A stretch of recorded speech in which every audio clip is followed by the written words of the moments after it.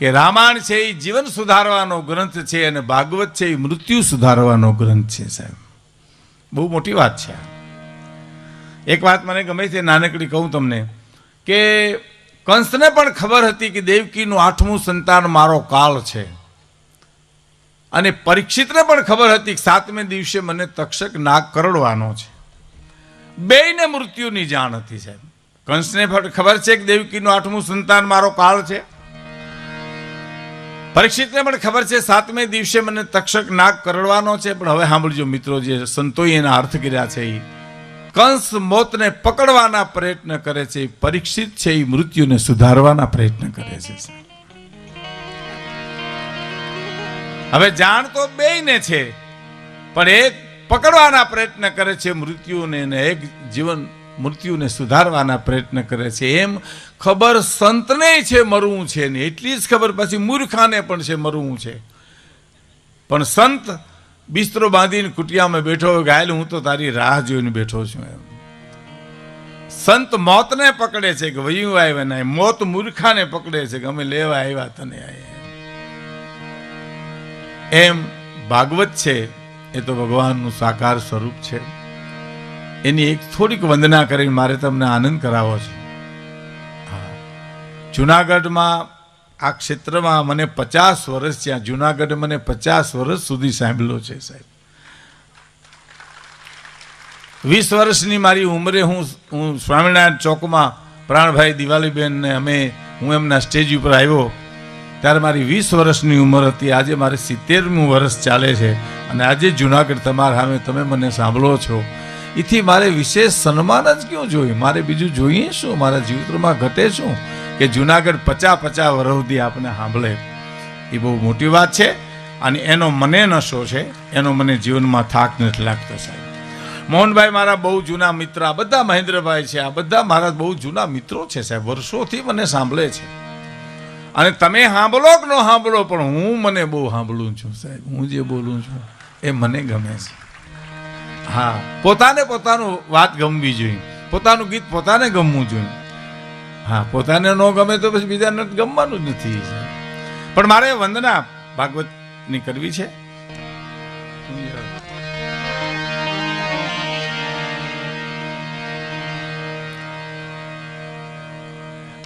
મને એક હમણાં તકલીફ થઈ છે, તમને કહી દઉં.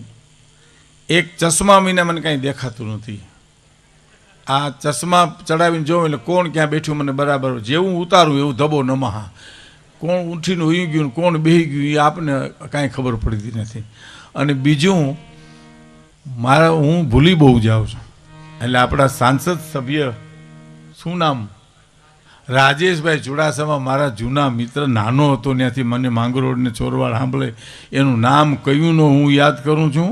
એમાં હું કેટલું સાહિત્ય ભૂલી ગયો ટાણે લ્યો. રાજેશભાઈ ચુડાસમા, બોલો. હવે આ બધું છે એ તમારે હવે સહન કરવાનું રહેશે સાહેબ.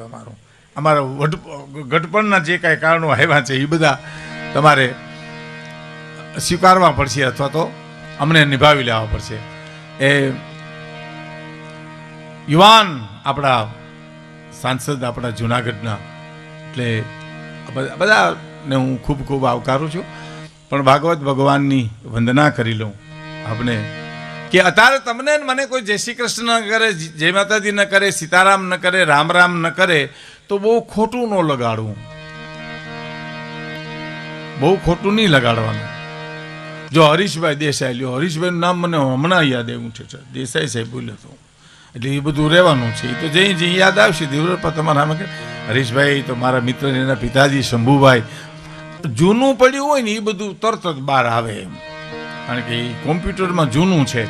શંભુભાઈની સાથે અમે બહુ બેસતા, પિંગલસિંહ બાપુ, અને ખૂબ અમે લહેર કરેલી. એમના ઇતિહાસકાર, એમના દીકરા હરીશભાઈ દેસાઈ, અને બધાને ખૂબ ખૂબ હું આવકારું છું. અને હું ભાગવતની વંદના કરીને હું લોક સાહિત્ય ઉપર આપને હું આનંદ કરવા બધા પ્રયત્ન કરું છું. પણ મેં તમને કીધું, કોઈ જય માતાજી ન કરે તો એનો અફસોસ ન કરો, જય માતાજી રામ રામ ન કરે એનું બહુ ખોટું લગાડવું, સીતારામ ન કહેવું. કારણ કે અખિલ બ્રહ્માંડના માલિકને જેલમાંથી જ્યારે ટોપલામાં લઈ અને વસુદેવ જ્યારે મથુરાથી જ્યારે વ્રજને માર્ગે નીકળ્યા શાસ્ત્રીજી, તાર દુલા કાગ એમ લખે છે પરિસ્થિતિ શું થઈ હતી કે મોટી મોટી મેરી રૂએ દીધેલો જાકારો, મોટી મોટી મેરી રૂએ દીધેલો જાકારો,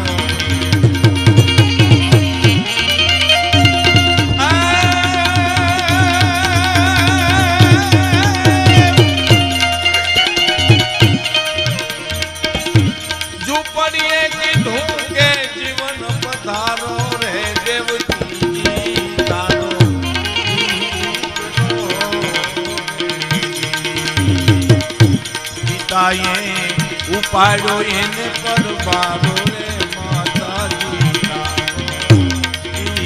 કરો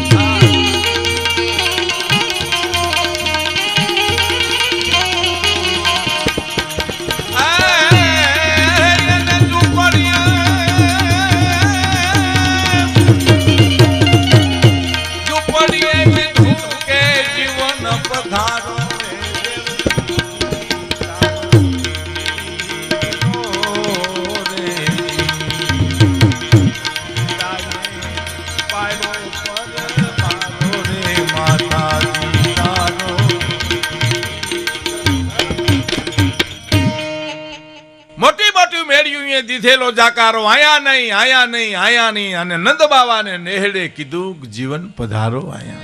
હા હા, મોટી મોટી મેળીયું દીધેલો જાકારો. એક વાક્ય મને બહુ સરસ ગમે સર, કે બંગલામાં જો સુખ જ હોત, સાંભળજો મિત્રો, મારી બહેનો માતાઓ દીકરીઓ ખાસ સાંભળે,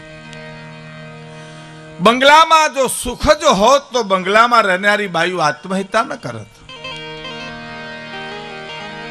અને ઝૂંપડામાં જો દુઃખ જ હોત તો ઝૂંપડામાં રહેનારી વિધવા બાયુ પોતાના છોકરાને મોટા ન કરી શકત સાહેબ. મોટી મોટી મેર્યું દીધેલો જાકારો, પણ નંદ બાવાને નેહડે કીધું કે જીવન પધારો આયા. હે ઝૂંપડીએ કીધું કે જીવન પધારો. દુલા કાગની કવિતા છે સાહેબ. હવે સાંભળજો. કાલી કાલી કોટડીને કાલીએ નિકાયા રે, કાલી કાલી કોટડીને કાલીએ નિકાયા,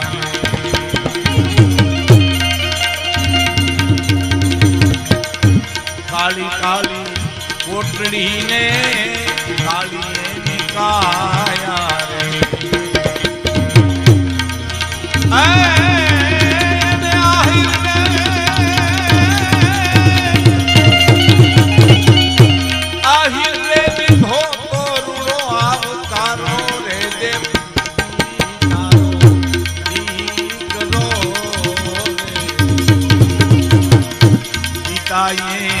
ઉપાડો એને પરબારો રે માતાજી તારો કરો રે, માતાજી તારો. કાળી કાળી કોટડી અને કાળી એની કાયા,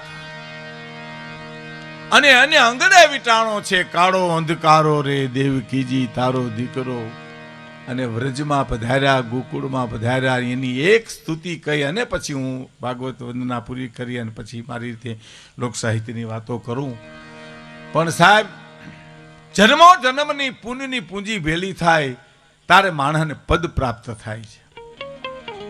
હવે આમાં આપણે બધા બેઠા છીએ, એમાં કોને હારું ન થવું એ મને કયો છે? આખી દુનિયાને હારું થવું છે, અને હારું થવું હોય તો પ્રયત્ન કરવાના છે, ને કે ખરાબ તો છે જ. બોલો, ખરાબ થવા માટે પ્રયત્ન ન કરવો પડે. સમજાય મિત્રો? બહુ સરળ વાત છે આપણી આ. સારું થવું હોય તો પ્રયત્ન કરવાના છે, ખરાબ થવા માટે પ્રયત્ન કરવાના નથી. એ આપણે હારા ન થાય એટલે ખરાબ તો થઈ જ જવાય, એમ પ્રયત્ન ન કરવા પડે. આ લુગડાને ઉદલા કરવા હોય તો ધોવા પડે, પણ મેલા કરવાનો કોઈ પ્રોગ્રામ નથી સાહેબ. નો ધોવો એટલે મેલા તો થઈ જ જાય. બજારમાં હાવાના હાવણીઓ ખરીદવા જવાય, પણ કચરાના ગાડા ભરવા ન જવાય. તો વાળો નહીં એટલે હુયો જ આવે.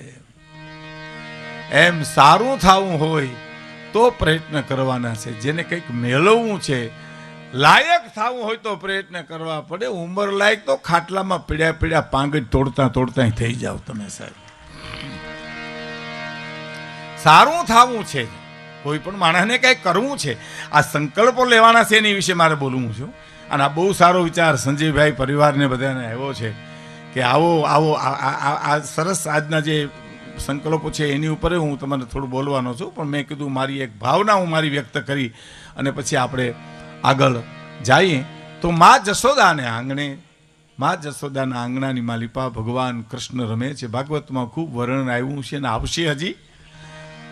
પગે ઘૂઘરીઓ બાંધી માં પકડવા જાય, પકડાય નહીં. પછી દુલા કાગ લખે છે, તારે નહીં જાતે શશી નહીં જાતે, રवि नहीं जाते, वहां कवि हम जाते हैं. बानी के प्रभाव से, पराक्रम से लेखनी के, सदियों के सोए हुए भावों को जगाते हैं, जिंदा करते हैं जान, मुर्दा दिलों में डाल जम हम काव्य सुधा धारा बरसाते हैं. नूतन हजारों रसिकों के दरबारों बीच बांधते समातो अनोखी छवि छाते हैं. तारे नहीं जाते शशि नहीं जाते, रवि नहीं जाते, वहां कवि हम जाते हैं. बोलो, रवि न जाए कवि, रवि न जाए सूर्य, चंद्र न जाए न्या रवि जाए, रवि न जाए न्या कवि जाए, कवि न जाए न्या पासा अनुभवी जाए साहेब. अनुभवी ने कोठा हुज बહુ હોય. આ અભણ માણા બોલે તો એ તમને મને આપણે ક્યાંય ભણવામાં ન આવે. મને હમણાં એક બાપાએ કીધું હતું કે સંસાર છે ને, મને કે ભીખુદાનભાઈ શેરડીના સાઠા જેવો છે. મેં કીધું એ કેવી રીતે? મને કે માંડ મજા આવે તો ગાંઠ આવીને ઊભી રહીએ. નથી, હાવ સાચી વાત નથી. લ્યો, નોય ત્યાંથી ભોમાંથી ભાલા નીકળે. હાવ હકના બેઠા હોય ત્યાં આવીને કોઈ આવીને કે તેલના ભાવ હળગી ગયા, પણ અમે હળગાવ્યા છે ભલા માણા, અમને તો ક્યાં બેહવા દે. આનું નામ સંસાર છે. તારે નહીં જાતે શશि નહીં જાતે, રवि नहीं जाते, वहां कवि हम जाते हैं. દુલા કાગ માં ગોકુળમાં માં જશોદાના ભાગનું વર્ણન કરતા કવિતા લખે છે સાહેબ. સાંભળજો કે માડી તારા કેટલા જન્મની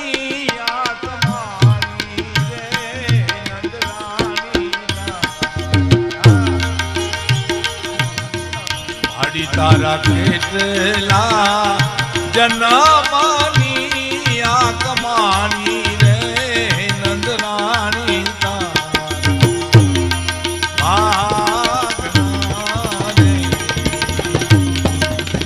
એ જી નંદરાણી તારા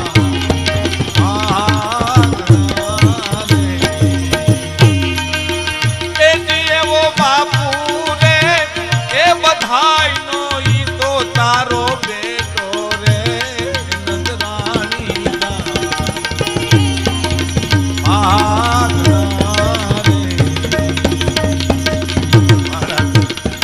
કેટલા જન્મની આ કમાણી રે નંદરાણી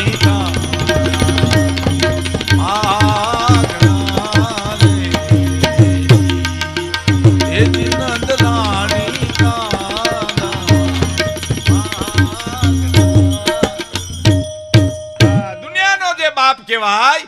એ તો તારે ત્યાં બેટો થઈને જન્મો ને તારા ફળિયામાં હળિયું કાઢે. માં આ તારા કેટલા જન્મની કમાણી છે સાહેબ. અને હવે સાંભળજો, એક બાઈ ડોકા તાણે, નંદ બાબા ને નેહડે શાસ્ત્રી બાપા, એક બાઈ ડોકા તાણે. બાઈ છે કોણ? સાક્ષાત લક્ષ્મીજી. અટાણે આ દુનિયા જેના માટે ચગડોળે ચડી ઈ, અને હવે તો હાવ ખરેખર ચડી છે. ડોહી હાંડી સડે એમ સડીશ. નથી બોલો, આપણે કેવી જૂની કહેવાય છે. એક ડોહીમાં ને એમ થયું કે અરે રે મોટરમાં બેઠી, ખટારામાં બેઠી, ટ્રેનમાં બેઠી, પણ કોઈ દી હાંડીએ નથી બેઠી. મને કોક હાંડીએ બેહાડો એમ.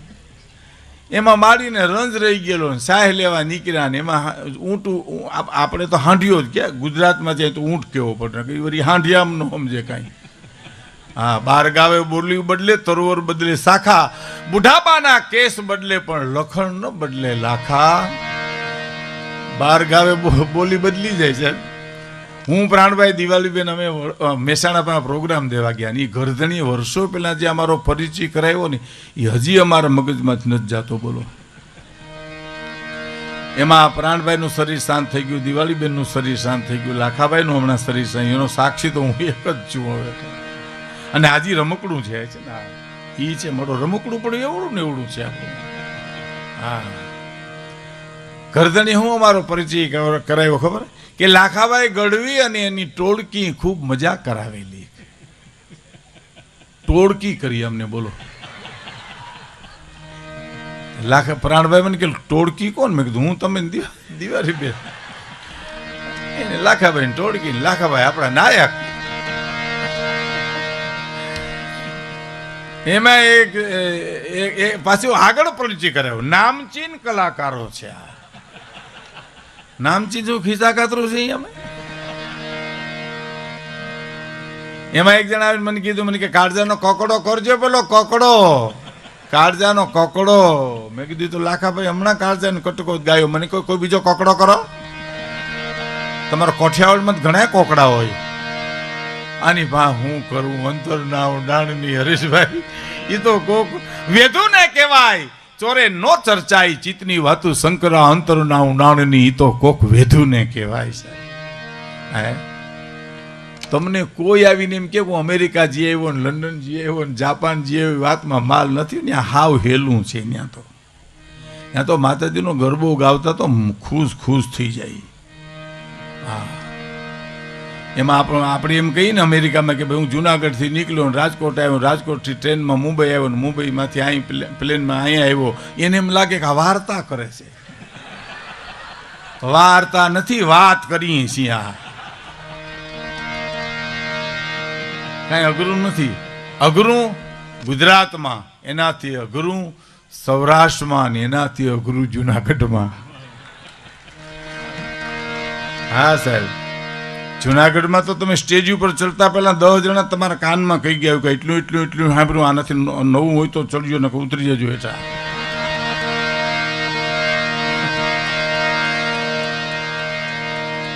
કારણ કે આ તો જુનાણો છે, જૂનો ગઢ છે.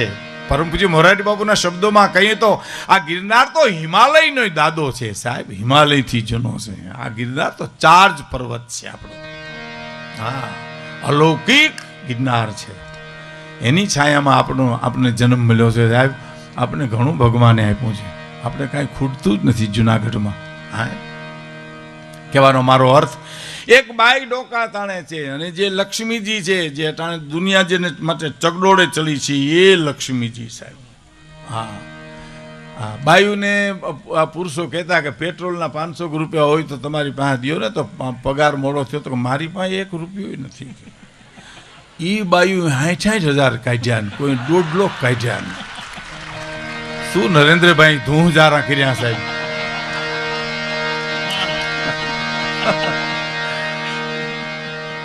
એ લક્ષ્મીજી. હા, એમાં અમારે માનભાઈ ગઢવી તો એમ કહેતા થાન, એ તો હાસ્યના બેચાદ બાદ સાથે હાસ્યનું સર્જન જ કરતા. માનભાઈ ગઢવી તો અમારે બોલેતા જ હાસ્ય સર્જન થાય સાહેબ. એ એમ કહેતા રૂપિયાને તમે પગની પેનીએ ભરાવો તો કપાળમાં તેજ કરે સાહેબ. આવો કરંટ એનો. હા, હુકાઈ ગયેલ વડલો હોય ને એને થડમાં તમે 10,000 રૂપિયા દાટ્યા હો તો બીજી જ વડવાયું ફૂટે. એ તો માનભાઈ કહેતા. પણ આપણા અનુભવની વાત કરું તો આપણા ખિસ્સામાં જદી એકેય પૈસો ન હોય ને આપણે એમ થાય ફલાણા ભાઈ આપણી ટિકિટ લઈ લઈએ તો ભારે કામ થાય. તા એ શું કે ખબર, અમે અમારી લઈ લીધી, તું તારી લઈ લેજે. હવે એને કેમ ખબર પડી જાય કે આ તરિયા ઝાટક છે હાવ. પણ કરંટ કહી દે, કરંટ કહી દે સાહેબ. અને આપણે એમ થાય કે 10,000 રૂપિયા ખિસ્સામાં પડ્યા, 10ની ટિકિટ લઈ લેવી તો 10 જણા એમ કે અમે અમારી લઈ લીધી ને તારીએ લઈ લીધી છે. આ લક્ષ્મીજી નંદ બાવાને નેહળે મિત્રો ડોકા તાણતી હતી. દુલા કાગ લખે શું ડોકા તાણતી હતી કે જસોદામાં હામું જોવે ને તો વિનંતી કરું કે પાણીની 2 હેલ ભરી આવી દઉં. આ હા હા, પાણીની 2 હેલ ભરી આવી દઉં અને જસોદા એમ કે ભરી આવો તો ગોળાય ભરતી આવું ને કાલિયા ઠાકરના દર્શને કરતી આવું, લક્ષ્મીજી કહે છે.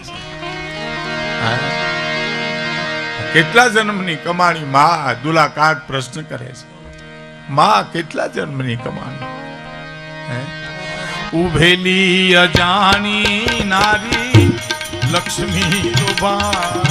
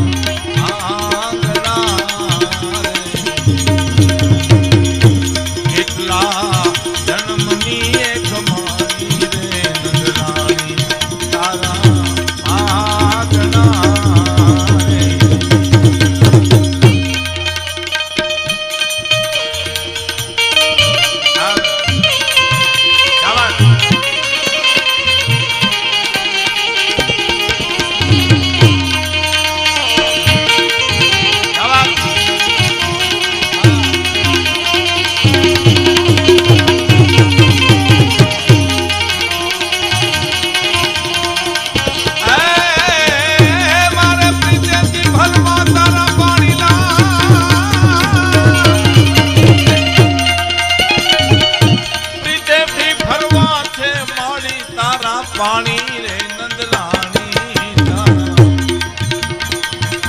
આગના રે. હા કેટલા જન્મની કમાણી રે નંદલાણી.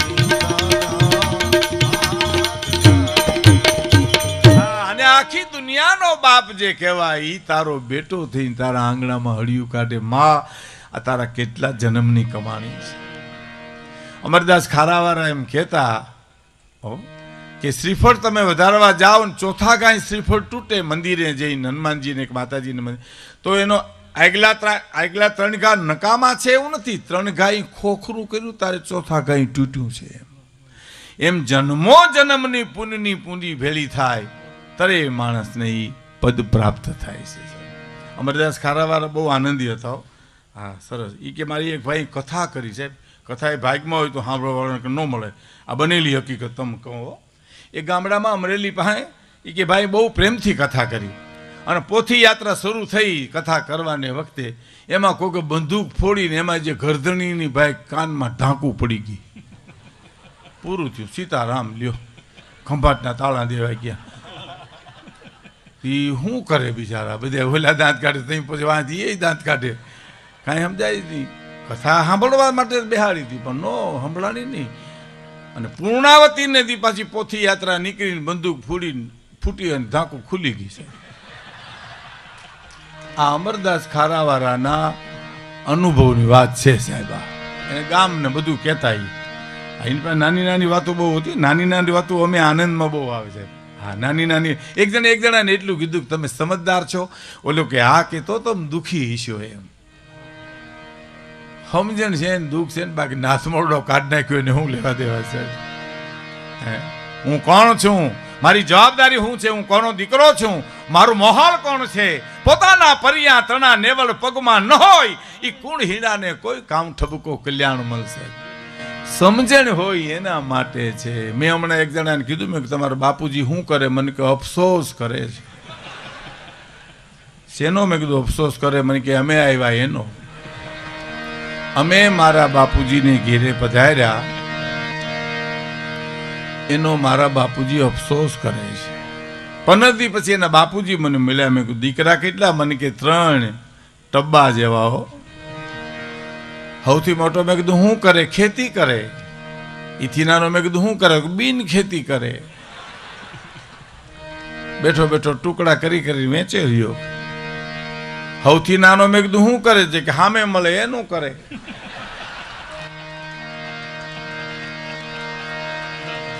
બોલો, આખા ઘાણવા દાજી ગયા હોય ત્યાં ફરિયાદી ક્યાં કરવી સાહેબ? બાકી તો કામ જાજા કાગોલિયા અને કામ જાજા કપૂત, હકડી સી મયણ ભલી અને હકડો ભલો સપૂત. એક દીકરો દેજે, નવખંડમાં નામ રાખે એવો દીકરો દેજે, અને કાંઈ એક દીકરી દેજે, ત્રણ પખાને ઉજલા કરી એવી એક દીકરી દેજે સાહેબ. હા, નકર વાંજ્યા રાખજે હાવ. હા, એક જણો જેલમાં હતો, જેલરને મળવા આવ્યા. જેલરે કેદીને કીધું કે તમને કોઈ ટિફિન દેવા નથી આવતું, કોઈ મળવા નથી આવતું. હે ભાઈ, કુટુંબ છે કે હાવ બાજરિયું બાલ્યું? તો કેદી કે કુટુંબ તો બહુ મોટું છે કે કાં કોઈ મળવા ન આવે, ટિફિન દેવા ન આવે? તો બધા અહીંયા જ છે સાહેબ. હે, આખું મંડળ અહીંયા છે. કોઈક બહાર હોય તો ટિફિન લઈને આવે ને. આમાં શું કરો તમે સાહેબ? એક ભાઈની ઘરે મહેમાન આવ્યા અને મહેમાન હજી બેઠા હતા. ગરદનીએ દીકરાને કીધું કે મહેમાન હારું બજારમાંથી કંઈક લઈ આવી તા, રિક્ષા લઈ આવ્યો. બોલો, બિચારા બેઠા હું ઊભા થયા, રિક્ષા બેહીને વૈયા ગયા ચા પાણી પીધા વિનાના. પણ છોકરાએ વળી રહી રહીને બાપુજીને પૂછ્યું કે હું કામે આવ્યા હતા? મહેમાન તક હગાઈ કરવા તને જોવા. એમ સાયકલ લઈને હળી કાઢી, પણ રિક્ષામાં વયા જાય, સાયકલે પકડાય કોઈ દી સાહેબ. એ નો આવે, એ નો આવે સાહેબ, સમજણ નો આવે. કોઈ એમ કે ધીરે ધીરે સમજણ ને બુદ્ધિ આવશે, એ વાતમાં માલ નથી સાહેબ. આવી તો આવી ન કહો, પૂરું થઈ ગયું. 80 વર્ષ સુધીના હાથમાં લાકડીઓ લઈને રખડતા હોય. ભેહ નીકળે ભેહને મારે, કૂતરું નીકળે કૂતરાને મારે.